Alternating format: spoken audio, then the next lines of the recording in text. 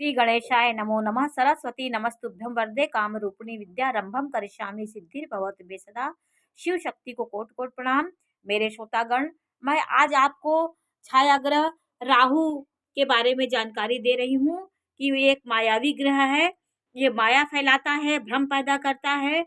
ये जिस भाव में रहता है उस भाव के शक्ति को क्षीण करता है और ये व्यक्ति ये जातक उसके भ्रम में आ जाता है, तो ये भ्रम फैलाने का काम करता है। ये एक मायावी ग्रह है। ये माया का प्रभाव डालता है ये हर योग में। तो ये व्यक्ति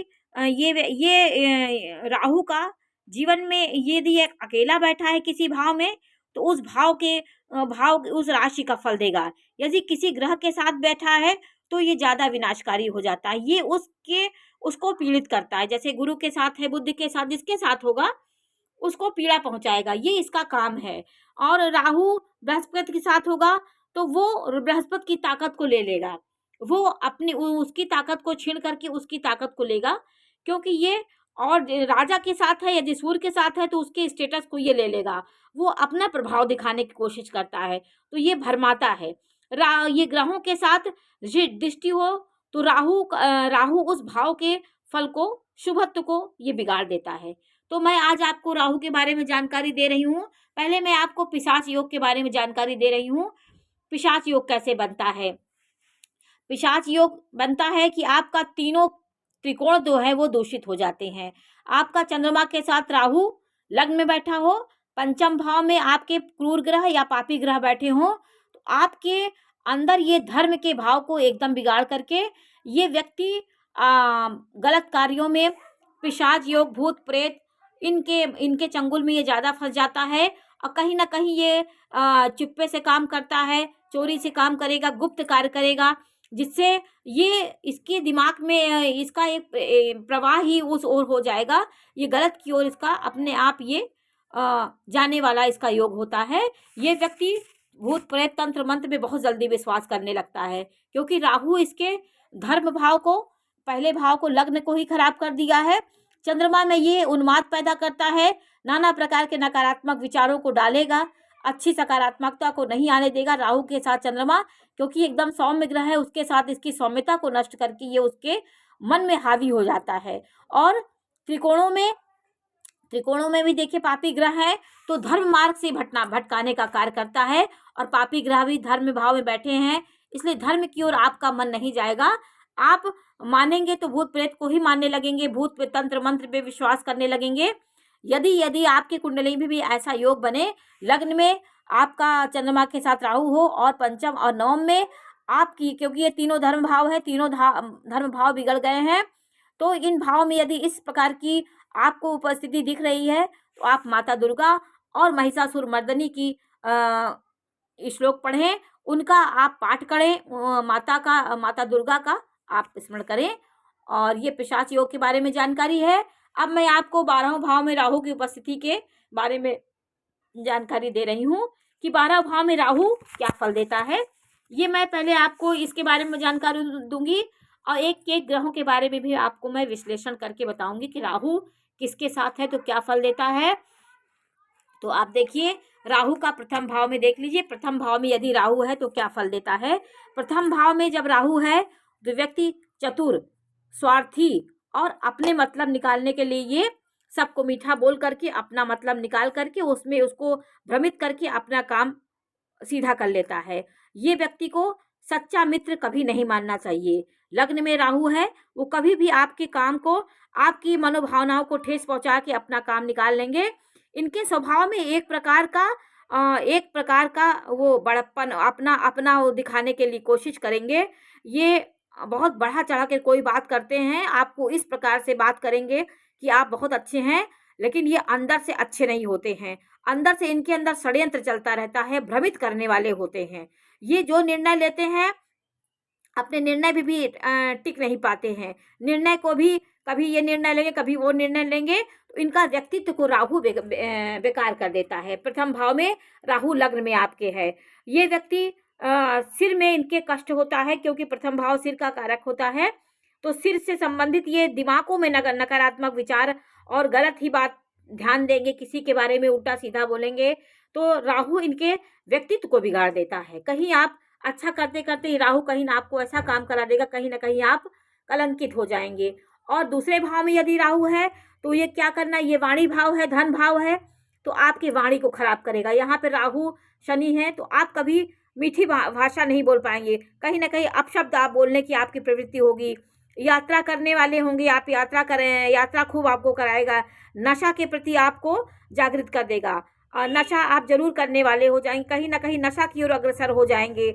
ये व्यक्ति चर्म रोग भी दे देता है, क्योंकि ये भाव चर्म का भी है, क्योंकि ये कुटुंब का भाव, कुटुंबों से आपको भी लगाव करा देगा। और आपके कुटुंब में आपको पैसा भी कभी कभी आपको लालच में आप इतना धन कमाने की कोशिश करेंगे, किसी गलत कार्य में फंस के भी आप धन कमा लेंगे तो आप कहीं ना कहीं फंस जाएंगे। और आपके जीवन में बहुत प्रकार का उथल पुथल ये मचा देता है। पैसे के मामले में अपव्यय, आपका अनावश्यक पैसा अपव्यय हो जाता है। और ये व्यक्ति यदि पापी है तो यदि ये ग्रह यहाँ पे पापी ग्रह है, ये तो शुभ ग्रह है, यदि यहाँ पापी ग्रह होता, सूर्य होता, शनि होता, तो ये इसमें राहु जब बैठ जाता है तो ये पाप प्रभाव को दुगना कर देता है। तो 12वें और 24वें वर्ष में आपकी उम्र में धन का अपव्यय आपके हो जाएगा, क्योंकि ये छोटी उम्र का दिखाता है। तो अब तीसरे भाव में यदि राहु है तो क्या करेगा, तीसरे भाव का राहु, तीसरे भाव, छठवें भाव, 11वें भाव का राहु अच्छा होता है। लेकिन कैसे अच्छा होता है ये भी देखिए, कुछ मामलों में गड़बड़ भी होता है। तीसरे भाव का राहु जो होता है वो व्यक्ति को भाग्यशाली बनाता है, वो व्यक्ति को भाग्यशाली बनाएगा, यशस्वी बनाएगा, पराक्रमी बनाएगा, शत्रुहंता, भोग विलास करने वाला और लग्जरी देने वाला योग बनाता है। कान से संबंधित, गले से संबंधित परेशानियां आपको ये दे सकता है। श्वास की गड़बड़ी भी आपके जीवन में हो सकती है। संक्रमण आपके जीवन में आपको बहुत जीवन में आ जाता, संक्रमण वाली बीमारी आपके हो जाती है। और ये धन, यश, प्रतिष्ठा, भाई बहनों सबका आपको सुख देगा। ये भाई बहनों से भी मतभेद आपको करा देगा। तो ये ग्रह तृतीय भाव में होगा तो ये सब करेगा, आपके भाई बहनों से प्यार भी रहेगा आपको, लेकिन उनसे मतभेद आपका जब बना रहेगा। चौथे भाव में यदि राहु है तो वो क्या करेगा, वो भ्रमणशील होगा व्यक्ति, कहीं ना कहीं चरित्र में चारित्रिक उसका हीनता भी दिखा देगा है। कहीं कहीं आप चोरी से कोई ऐसा कार्य कर लेंगे जहां से आपको कहीं ना कहीं कोई ना कोई कलंक मिल जाता है। यात्रा प्रिय होते हैं, कभी एक जगह नहीं बैठ पाते हैं, हर समय घूमने फिरने के शौकीन होते हैं। मित्र, पुत्र, परिवार से प्रेम का अभाव इनके रहता है। ये परिवार के प्रति लगाव न करके गलत लोगों के साथ ये लगाव करते हैं, जहां इनको मन को आनंद मिलता है, जहां इनके मन को लोग भ्रमित कर देते हैं, वहां इनका मन बहुत लगता है। ये व्यक्ति, ये परिवार में कंफ्यूजन रहते हैं, परिवार वाले इनको समझ नहीं पाएंगे कि ये कैसे हैं, और कंफ्यूजन पैदा करेंगे परिवार में। जहाँ रहेंगे वहाँ पर ये ऐसा वातावरण इनको समझना बहुत मुश्किल होता है। इनके इस भाव में राहु माता को कष्ट देगा, माता को कहीं कहीं पीड़ा मिलती है, उससे ये दुखी होंगे। माता के प्रति इनका व्यवहार रहेगा अच्छा, लेकिन माता को कष्ट जरूर मिलेगा। 8वें वर्ष में इनके भाई को खतरा हो सकता है, खतरा दे सकते हैं, इनके स्वयं के जीवन में खतरा आ सकता है। ये सब पल इनके लिए बहुत कष्टदायक हो गया 8वां वर्ष। तो इस भाव में राहु कहीं ना कहीं बचपन में 10 साल के अंदर आपको कोई ना कोई भयंकर कष्ट मिलने की संभावना होती है। 5वें भाव में यदि राहु है तो ये क्या करेगा, आपको धर्म के मार्ग से भटका देगा, क्योंकि ये धर्म भाव है। आप पढ़ाई लिखाई करेंगे उस समय आपका मन नाना प्रकार के माया भौतिकता में पढ़ के आप उधर की ओर जाएंगे, वहाँ समय खराब कर देंगे। कुसंगति में भी आप पढ़ के अपने पढ़ाई लिखाई में भी आपका पढ़ाई लिखाई भी रुकावट हो सकती है। और घूमने फिरने में भी बहुत आप आगे रहेंगे, उस समय आपको घूमना फिरना बहुत अच्छा लगेगा। और जीवन में ये कुटिल बुद्धि इनकी होती है, भ्रमित होती है, कभी भी सही निर्णय नहीं ले पाते और हर समय भ्रम इनके अंदर रहता है। पेट के संबंधित इनको बीमारी हो सकती है। सरकारी अधिकारियों से भी ये पंगा ले लेते हैं, क्योंकि ये बुद्धि का भाव होता है, बुद्धि इनकी भ्रमित हो जाती है, क्या करना है क्या नहीं करना है इस बारे में ये नहीं सोच पाते। तो ये अपने आगे वाले भविष्य को भी ये खराब कर देते हैं। इनके जीवन में भगवान इनको जीवन में ये सब बातों के वजह से इनके जीवन में नाना प्रकार के अपनी बुद्धि से ये परेशान हो जाते हैं। तो इन्हें अपने जीवन में इनको नागों की उपासना करनी चाहिए। आप नाग देवता का उनको दूध पिलाइए। नाग देवता, नाग वासुकी मंदिर में जाके नाग मंदिर में कुछ ना कुछ आप करिए। ये भाई बंधु को भी भाई बंधुओं को भी कमी करेगा, भाई बंधुओं को प्रेम में भी कमी करेगा। राहु भटका देता है। और छठवें भाव में राहु, ये व्यक्ति अच्छा होता है। छठवें भाव में शत्रुहंता होता है। छठवें भाव का राहु ये बहुत अच्छा होता है। ऐश्वर्य देगा आपको, सुखी, विद्वान, बली। और नीच व्यक्ति से आपकी मित्रता हो जाएगी। आप अपने शत्रुओं के साथ मित्रता करेंगे, आपको समझाने पे भी नहीं समझेंगे। फिर मित्रों से मित्र आपको भ्रमित करेंगे, फिर आप धोखा पाएंगे शत्रुओं से। लेकिन शत्रुओं पर विजय प्राप्त कर लेंगे, क्योंकि ये शत्रुहंता हो गया। इस में पापी ग्रह अच्छा फल देता है। तो ये व्यक्ति के जीवन में अगर छठवें भाव का आपका राहु है तो आप सतत विजय प्राप्त करते जाएंगे। कहीं ना कहीं आपको विजय श्री दिलाने वाला ये राहु होता है छठवें भाव का। जीवन में आपकी कोई भी रुकावट आएगी तो ये पीछे से आपके रुकावट को दूर करता जाएगा। यानी जैसे आपके कोई भी आप कर रहे हैं, आपके रास्ते को साफ करता जाएगा। तो ये व्यक्ति के जीवन में रुकावटों को दूर करता है। इस भाव में राहु सबसे अच्छा फल देता है। आपको पशुओं से भय होगा। चचेरे भाइयों से ज़्यादा आप मित्रता ना करें, वो आपको भटका सकते हैं, आपके मन को भटका सकते हैं। तो आप ये अपने दिमाग को सही संतुलन करके बड़े पद पे आप आश्रित होते हैं। और स्त्री से संबंध रख के आप बड़े पद पे जो स्त्रियां होती हैं, अच्छी स्त्रियों के प्रति, काबिल स्त्रियों के प्रति आप ज़्यादा संपर्क में रहते हैं और उनसे आपका संपर्क ज़्यादा अच्छा हो जाता है। चरित्र की वजह से ये आप कहीं ना कहीं दंड भी पा जाते हैं। चारित्रिक क्षमता आपके अंदर थोड़ा कम होती है, थोड़ा सा आप उसे डिग जाते हैं। छठवें भाव का राहु आपको भटकाव दे देता है। वर्ष में ये 21वें वर्ष में और 37वें वर्ष में इनको एक कलह का वातावरण इनके जीवन में आ जाता है। शत्रु से ये परेशान हो जाते हैं। कहीं ना कहीं शत्रु परेशान करता है, लेकिन विजय आपकी ही होगी। 7वें भाव में यदि राहु है तो आपको जननेंद्रिय रोग दे देता है। जननेंद्रिय से संबंधित, आपको गर्भाशय से संबंधित कुछ बीमारियां होती हैं, नारियों के संबंधित जो बीमारियां होती, गर्भाशय से संबंधित, और गर्भ धारण न करने का, ये जहां वो भ्रमित करता है उस भाव को, फल को नष्ट करता है। तो 7वें भाव का राहु आपको ये विधवा स्त्री से आप बहुत दूर रहिए। विधवा स्त्री से संपर्क आप बिल्कुल ना बनाइए, क्योंकि वो जीवन में आपके दुखों का पहाड़ दे देगी। उससे दूर रहिए, उससे लगाव करिए, लेकिन आप उससे बिल्कुल संपर्क ना बनाइए। स्त्री को लीवर के संबंधित रोग हो जाता है, और पत्नी को भी समस्याएं होंगी। पत्नी है तो पति को लीवर से संबंधित रोग होता है।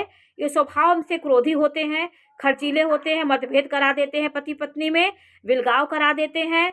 37वें वर्ष में पत्नी को कष्ट का योग होता है, तो ये कष्ट देते हैं। 37वें वर्ष में पत्नी को कष्ट मिलता है। तो ये व्यक्ति ये हर जगह ये राहु, अगर आप मजबूत हृदय के हैं तो राहु से डरिए नहीं। राहु को समझ करके आप अपने उस देवताओं की पूजा करके भी आप इनको, भोले बाबा की पूजा करिए, भगवान शिव की, नागों की पूजा करिए। आप इन सब करेंगे तो राहु आपका शांत होगा। 8वें भाव में राहु है तो ये क्या करता है, अष्टम का राहु खराब है तो वो धन प्राप्ति में रुकावट करेगा। आपको धन संपत्ति मिलते मिलते आपको नहीं मिलेगी। झूठे होंगे आप झूठ का आरोप आपको लग सकता है। गुप्त रोग आपको हो सकता है, चर्म रोग हो सकता है, प्रमेह, गुदा, बवासीर, सेक्स से संबंधित आपको सेक्स पावर आपकी कम होगी। आपके जीवन में ये जननेंद्रियों संबंधी रोग हो सकता है, बवासीर, आपको खून से संबंधित बीमारी भी हो सकती है। और 32वें वर्ष में आपको जीवन में खतरों का सामना करना पड़ता। इसमें राहु आपको कहीं ना कहीं बीमारी आपको ज़रूर देगा। शुभ ग्रह देख रहा हो तो थोड़ा बहुत कमी भी आ जाएगी। यदि शुभ ग्रह शुक्र, गुरु, ये सब आपके, और पूर्णिमा का चांद ये देख रहा हो तो आपको 25वें वर्ष में आपके बहुत आपकी कष्ट हो सकता है, जीवन खराब हो सकता है। तो अष्टमेश बलवान होगा तो 60वें वर्ष में आपके जीवन में कोई ना कोई मृत्यु तुल्य कष्ट आपको मिल सकता है। विवाहित जीवन को भी पीड़ित करेगा। डरावना भय आपको आता है, आपको सर्प का भय रहेगा। सपने में आपको सर्प दिखाई पड़ेंगे ये सब चीज़ें आपके जीवन में होने लगती हैं। नवम भाव में राहु है तो ये धर्म भाव को ये बेकार कर देगा। ये राहु 9 भाव में है, मैंने संख्या इसलिए लिख दी है कि आपको जानकारी हो जाए कि 9 भाव है। 9 भाव में राहु होगा, नवम में होगा, तो आपको धर्म के पथ से ये भ्रमित करेगा। अपवित्र अवस्था में रखेगा आपको। आपको पूजा पाठ करने में, कोई भी धर्म कार्य करने में आपको ये भाग नहीं लेने देगा। कहीं ना कहीं आपको भ्रमित करेगा, धर्म नहीं करने देगा। धर्म के प्रति आपको उस मार्ग से हटाने का करता है। और 10वें भाव में यदि राहु है तो क्या फल देता है? आप विद्वान होंगे, धनवान होंगे, आपका व्याधियां भी हो सकती हैं आपको, वात रोग आपको हो सकता है, शास्त्रों के आप ज्ञाता होंगे। 10वें भाव में भी राहु प्रसिद्धि देता है, यश देता है, मान सम्मान देता है, जीवन के लिए अच्छा है, ये भौतिक जीवन के लिए अच्छा है। अशुभ ग्रहों के प्रभाव में है तो ये शुभ हो जाता है, और अशुभ ग्रहों के प्रभाव में तो और अशुभ हो जाता है। तो 45 वर्ष में आपको जीवन में ये कष्ट देता है, तो सतर्क रहें। आप पैसा से कहीं ठग सकते हैं, आपको कोई पैसे से ठग सकता है, तो ये सब चीज़ें 10वें भाव का राहु आपको ठग कोई सकता है। पैसे का लेन देन बहुत सोच समझ के करें। और 11वें भाव का राहु आपको, जैसे मैंने बताया था, 3, 6 और 11वें भाव का राहु अच्छा फल देता है।